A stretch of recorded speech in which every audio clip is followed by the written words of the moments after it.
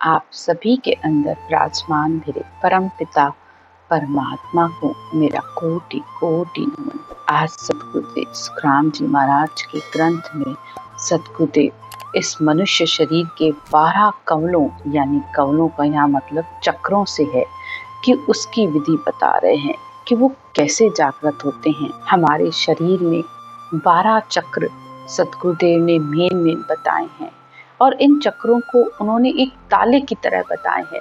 जब सुरता इस शब्द धुन का संग करती है तो ये शब्द आगे आगे चलता है और सुरता यानी आत्मा उसके पीछे पीछे चलती है। और जब ये शब्द 12 ही चक्रों का छेदन करके इस गगन मंडल से बाहर हो जाता है तो ये ध्वनि अखंड हो जाती है।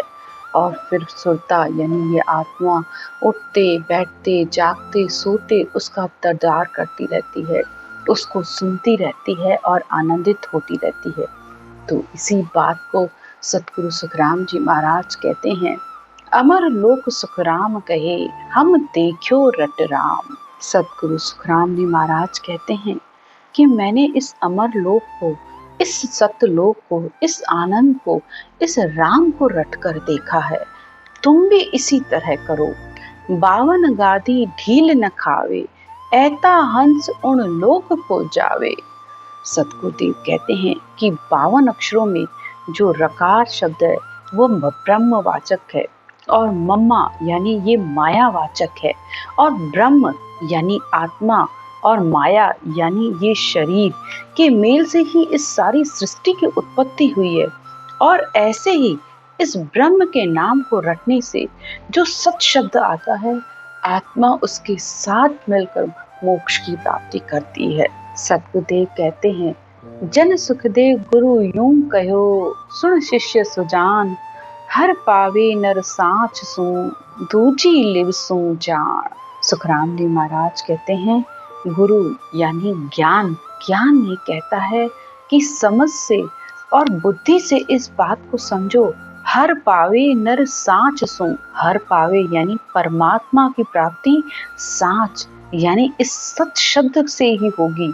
दूजी लिव सो जान, लिव यानी श्वास पर श्वास में रटना करने पर जब यह सत शब्द आएगा तब इस आत्मा को परमात्मा की प्राप्ति होगी। इसी बात को सतगुरुदेव फिर कहते हैं, शब्द सुन्या सतगुरु का बैणा, देखा सकल आपका नैना। तो जब सबसे पहले भक्त इन शब्दों को, इस ज्ञान को सुनता है तो उसके मन के अंदर बहुत ही खुशी होती है और इसको सुनकर आत्मा भी अंदर से बहुत खुशी होती है, इन ज्ञान रूपी नेत्रों के दर्शन करती है। उठत बैठत सांस उसासा, रसना राम रटो निश्वासा। सतगुरुदेव कहते हैं कि हे हंसवती आत्माओं यानी भक्ति करने वाले सब सुनो, इस राम के नाम को जब श्वास और प्रश्वास में जीभ से रात दिन उठते बैठते ही रटना करेंगे तब ये मन इन श्वासों में लगता है। मनवा करे पवन सु मेला, सुरत शब्द दोनों भय बेला। और जब इस मन श्वास में लग जाता है तो ये सुरत सत शब्द का नी अक्षर का अनुभव करती है और उससे साथ आगे चलती जाती है।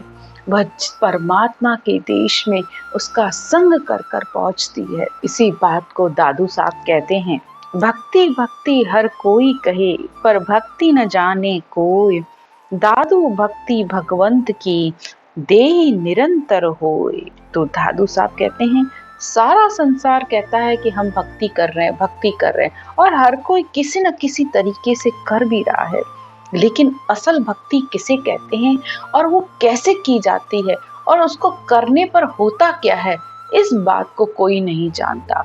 असल भक्ति तो वो है जो निरंतर इस देही में होती है। देही यानी इस बाहर शरीर से तो रटना होती है और अंतर में आत्मा उस सुन सत शब्द रूपी धुन का ध्यान करती है। तो असल भक्ति वो है जिसको करना नहीं पड़ता है, वो अपने आप निरंतर लगातार वो सत शब्द सुनकर आत्मा आनंद लेती रहती है। तो असल भक्ति ये है। अब आगे सतगुरुदेव 12 चक्रों का वर्णन कर रहे हैं। पहला चक्र कंठ कमल होता है।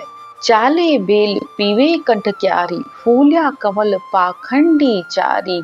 रसना उलट कवल में देखी, दी से दोए मुख सो एकी।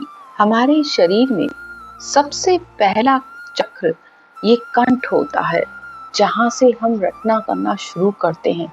इसी कंठ से जब हम रटना करना शुरू करते हैं तो ये सत्शब्द आता है, और इस सत्शब्द का आनंद ऐसा होता है जैसे अंतर में सूर्य का प्रकाश हो गया हो, यानी ऐसा आनंद आने लगता है। इस कंठ कमल पर सरस्वती का भी निवास होता है। आप सब लोग जानते हैं कि संसार में जितने भी राग गाए जाते हैं, 3600 राग इस कंठ से गाए जाते हैं। इस कंठ से ही सारे सुर निकलते हैं। तो इसी तरह हमारे इस शरीर में भी इस कंठ कमल पर ही सत्शब्द की जागृति होती है। और जब ये सत्शब्द यहाँ पर जागृत होता है तो मुंह तो एक है पर दिखते दो हैं, यानी इस मुंह से तो रटना चलती है और इस कंठ पर ये निज नाम कुदरत कला का अनुभव भी होता है। इसके बाद दूसरा चक्र है हृदय कमल। कमल का मतलब यहाँ चक्र है, तो आप इसी तरह समझिएगा। हृदय सुन हरिजन वासा, कलिया सूर 8 प्रकाशा। प्रेम हिलोला आत्मा जागी, नव तत दे रटे लिव लागी। जब शब्द का प्रकाश इस हृदय कमल पर होता है, यानी ये शब्द हृदय पर आता है, तो यहाँ पर महादेव, पार्वती और 5 विषयों और मन का स्थान भी कहा गया है इसको। यहाँ पर जब ये सत्शब्द आता है तो प्रेम यहाँ पर ही सबसे पहले जागृत होता है। अगर हम संसार में भी किसी से प्रेम करते हैं तो सबसे पहले इस दिल से, हृदय से प्रेम किया जाता है।